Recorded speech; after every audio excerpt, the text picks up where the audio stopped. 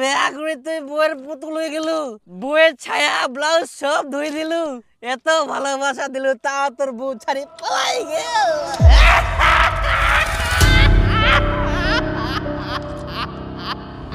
তাহলে আজকে খাবারটা কেমন লাগলো? দারুণ লাগলো, আমার তো খুবই ভালো লাগলো আজকের খাবারটা। আর হ্যাঁ, ওখানে কিন্তু আমরা বারবার যাব। হ্যাঁ আচ্ছা ঠিক আছে, ওখানে যেতে হবে তাহলে। ভালোবাসার আগুন জ্বেলে তুমি কেন চলে গেলে, সে আগুনে আজও পুড়ে যায়। দাঁড়া, বাদ দে তুই বউয়ের চিন্তা, খালি বউয়ের চিন্তা করে না, দারুকায় দেখা যায় দারুকা পুরি থাক, ফালতু একটা বউ পাইস আর মনে করি যে কত ভালো বউ পাই।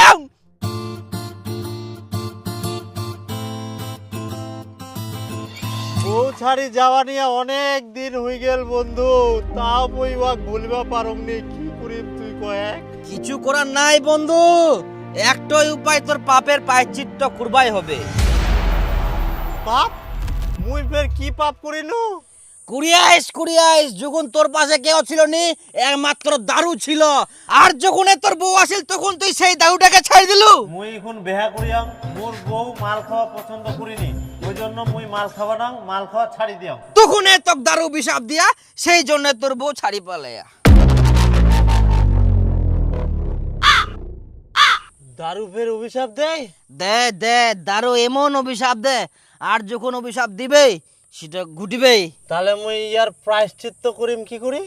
ইয়ার প্রায়শ্চিত্ত করার উপায়, তোকে বেশি বেশি করে দারু খাওয়া হবে। তাই?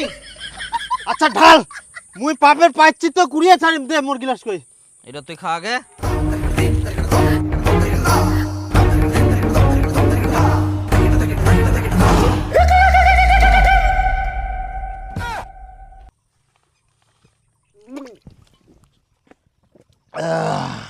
আরো দিন না বন্ধু মুই শেষ।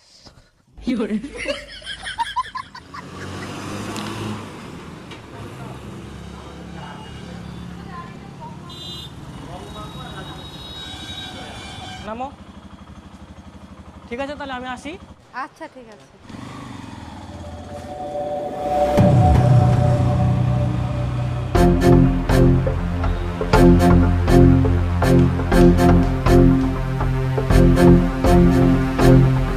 বন্ধু, বাড়ি যাবো, সন্ধ্যা হয়ে যাবে।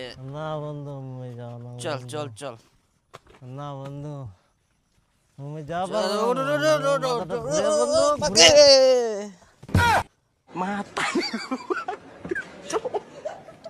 হ্যালো বান্ধবী, কেমন ছিস? কেমন আর থাকবো, তুই তো সবই জানিস, কোনো মতো সংসার করছি। হ্যাঁ, তোক তো কোনো পালায় আসিবা, তুই তো শুনলু না, ওই মাতালের সাথেই বলে তুই সংসার করিবু, এখন বুঝে ঠেলা। জানিস মুই খুবই ভালো ছু। ভালো তো তুই থাকবি, তোর কপালটাই ভালো, তুই যেখানে যাচ্ছিস সেখানেই ভালো পাই যাচ্ছিস। হ্যাঁ, মোর কপালটা খুবই ভালো। হ্যাঁ, তাহলে এখন কি করছিস? এই তো রেস্টুরেন্টে খাওয়া দাওয়া করে হোটেল রুমে আসলাম। কি রেস্টুরেন্টে খাওয়া দাওয়া করে হোটেল রুমে আসলি মানে? তোর বাড়ি? হ্যাঁ তাই তো, মুই ওয়াক কোনোদিন বাড়ি নিয়ে যাবার কথা কমনি, আর ওও মোক কোনোদিন বাড়ি নিয়ে যায়নি। হ্যাঁ, তোকে এখানে ওখানে ঘুরাচ্ছে, কেন বাড়ি নিয়ে যাবে না? বাড়িতে এখনো নিয়ে যায়নি?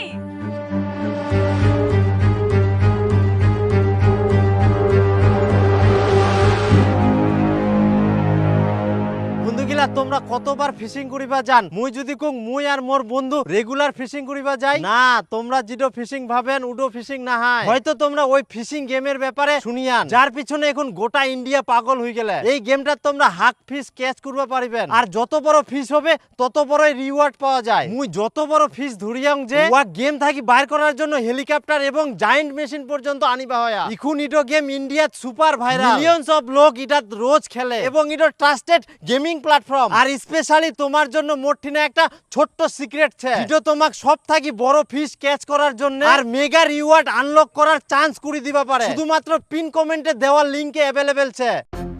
তুমি আমাকে সবকিছুই দিয়েছো, কোনো কিছুরও খামতি রাখোনি, কিন্তু তুমি আমাকে বাড়িতে নিয়ে যাও না কেন? রেস্টুরেন্টে নিয়ে গিয়ে খাওয়াও, হোটেল রুমে থুয়ে আসো, তুমিও আসো, কিন্তু বাড়ি কবে নিয়ে যাবা আমাকে?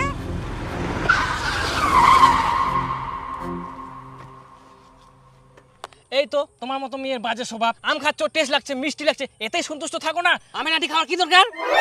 দেখো আম যতই ভালো হোক আমের আটি খাওয়ার মজাটাই আলাদা। তো মুই ভালোবাসি বিহা করিয়াং মানে এই নয় যে তোর কথা মতো সব হবে। মুই বাড়ি নিয়ে যাই রাখিম না সারা জীবন হোটেলে থুম, সেটা মোর ব্যাপার। আর খাওয়া দাওয়া তোর চাহিদা মতো সবকিছু পাইছি না সেটা কথা কয়েক। আর ইয়ার ঊর্ধ্বে বেশি কথা কইস না, না হলে কিছুই পাবে নাইস।